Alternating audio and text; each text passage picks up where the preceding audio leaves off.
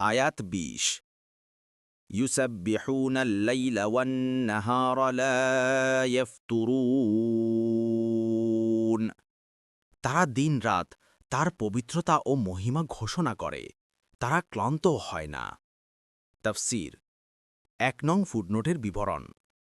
আয়াতের শেষে বলা হয়েছে যে ফেরেশতাদের ইবাদাতে কোনো অন্তরায় নেই।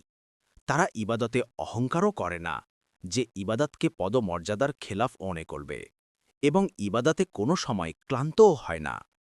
আয়াতে এ বিষয়বস্তুকেই পূর্ণতা দান করে বলা হয়েছে যে ফেরেশতারা রাত-দিন তাসবিহ পাঠ করেন এবং কোনো সময় অলসতা করেন না।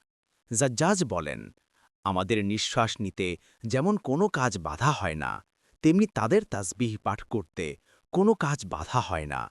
দেখুন কুরতুবী, ইবনে কাসির এবং ফাতহুল কাদির।